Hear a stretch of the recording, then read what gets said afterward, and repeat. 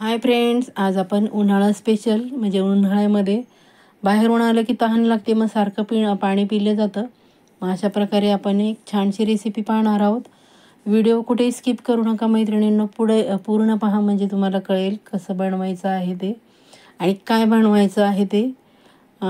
खूप सुंदर, अगदी म्हणतात ना, घंटो का काम मिनटो में, अगदी ज्याला खूप वेळ लागतो ते अगदी तुम्ही एका मिनिटात बनवू शकता. एवढं छान सरबत आता तुमच्या लक्षात आलंच असेल, सरबत आहे. म्हणजे आपण लिंबूचं प्रीमिक्स बनवणार आहोत. त्यामुळं व्हिडिओ पूर्ण पहा म्हणजे कसं बनवायचं ते लक्षात येईल. व्यवस्थित साहित्याचं प्रमाण पण व्यवस्थित आहे आणि कृती पण खूप छान आहे. तुम्ही करून पूर्ण उन्हाळ्यात नाही, वर्षभर तुम्ही स्टोअर करू शकता. एवढी सुंदर रेसिपी आणली आहे मैत्रिणींनो.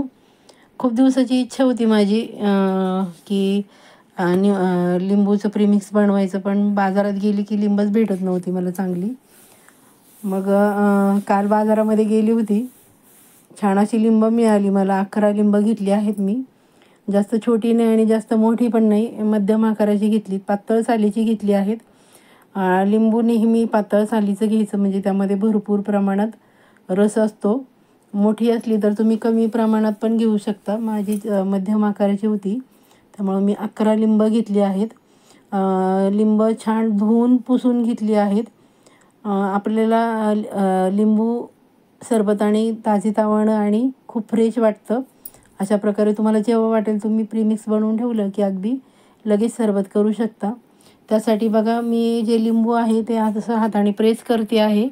चोळून घ्यायचं आहे ते, म्हणजे त्याचा जो रस आहे तो पटकन निघतो आणि सैल होतात हे लिंबू अशा प्रकारे चोळल्यानंतर.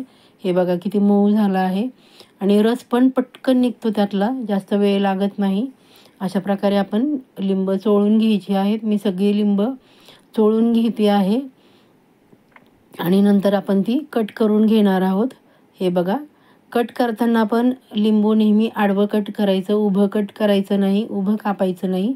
उभं कापलं की त्याला जी रेष असते की नाही मध्ये, त्यामुळं तुमच्या लिंबाचा रस पूर्ण निघत नाही.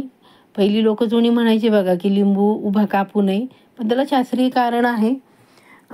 ते शास्त्रीय कारण म्हणजे त्यातला लिंबाचा रस आहे तो व्यवस्थित निघत नाही, म्हणून ते शास्त्रीय कारण आहे की लिंबू कधी उभं चिरायचं नाही, आडवं चिरायचं म्हणजे त्यातला जो रस आहे तो व्यवस्थित निघतो.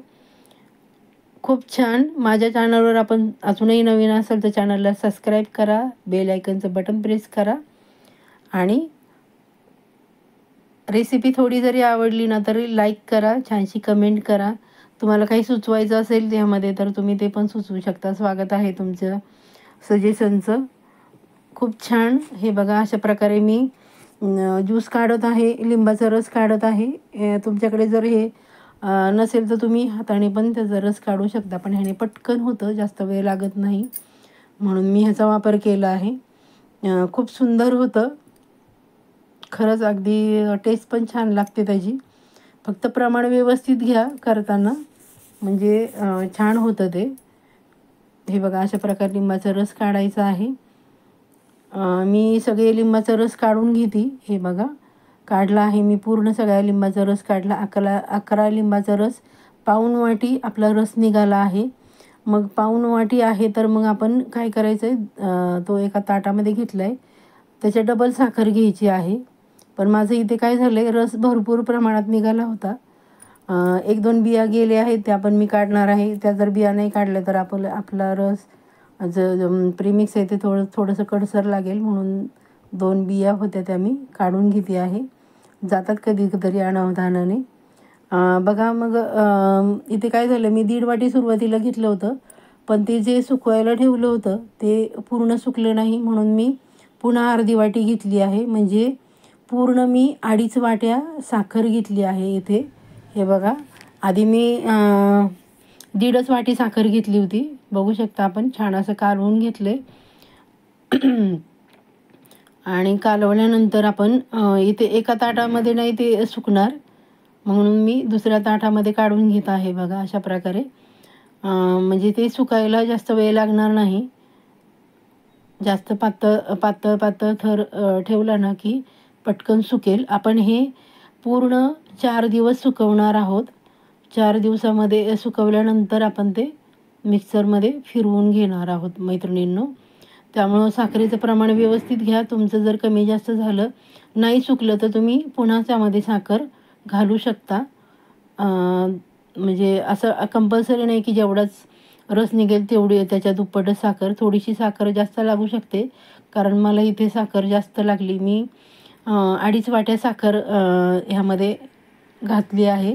दुसऱ्या दिवशी बघू शकता हे सुकलं नव्हतं, म्हणून मग मी पुन्हा अर्धी वाटी साखर त्यामध्ये घातली. हे बघा अशा प्रकारे काढलं आहे दुसऱ्या दिवशी मी सकाळी. पण ते पूर्ण म्हणजे कोरडं झालं नाही. पण मी त्यामध्ये आता काय करणार आहे, पुदिना पण टाकणार आहे. म्हणजे छान असा फ्लेवर येईल त्याला. आणि उन्हाळ्यामध्ये पुदिना पण खाल्लेला चांगला असतो, थंडावा देतो तो. अशा प्रकारे पसरून घेतले. पुदिना होता माझ्याकडे, तो मी छान असा धुवून घेतला आहे. हे बघा मी दुसऱ्या ताटाचं पण काढून घेते आहे, बघू शकता आपण. छान पुदिना धुवून आणि सुकवून घेतला होता. मी असं कात्रीच्या साहाय्याने कट करून घेत आहे आणि तो पण त्याच्याबरोबर सुकवणार आहे, कारण पुदिन्याचा फ्लेवर खूपच सुंदर लागतो.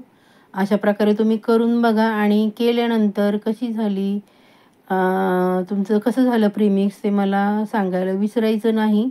साखरेचं प्रमाण फक्त कमी जास्त होऊ शकतं मैत्रिणींनो. जर साखर कमी पडली तर जे प्रीमिक्स आहे ते सुकत नाही लवकर, म्हणून थोडीशी नंतर साखर वाढवली तरी चालेल. हे बघा मी दुसऱ्या ताटामध्ये पण पुदिन्याची पानं कट करून अशी टाकत आहे, बघू शकता आपण.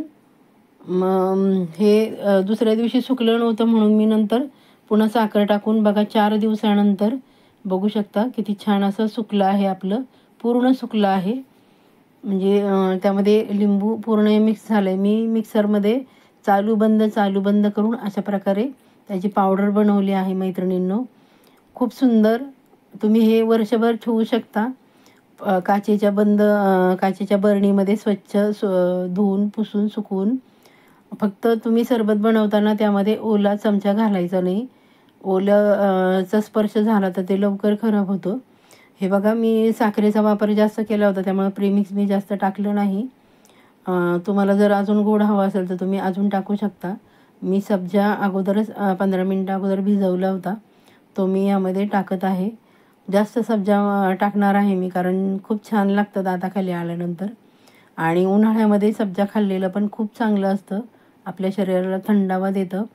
कारण उन्हाळा भरपूर आहे. मग तुम्ही अशा प्रकारे वर्षभर करून नाही, कमीत कमी उन्हाळ्यापुरतं तरी करून ठेवू शकता. म्हणजे कधी तुम्ही बाहेरून आला आणि पटकन आपल्याला प्यायचं आहे, मग तुम्ही बनवू शकता. हे बघा मी बर्फाचे खडे यामध्ये टाकत आहे. थंड पाणी घेतलं होतं मी, तरी पण बर्फाचे खडे टाकत आहे. खूप छान लागतं हे लिंबाचं प्रीमिक्स. करून बघा मैत्रिणींनो, आणि केल्यानंतर मला रिप्लाय द्यायला विसरायचं नाही. माझा व्हिडिओ आपण शेवटपर्यंत पाहता त्याबद्दल आपणा सर्वांचे मनापासून खूप खूप खूप धन्यवाद. स्वस्त राहा, मस्त राहा, आपली काळजी घ्या, कुटुंबाची पण काळजी घ्या. बाय बाय मैत्रिणींनो.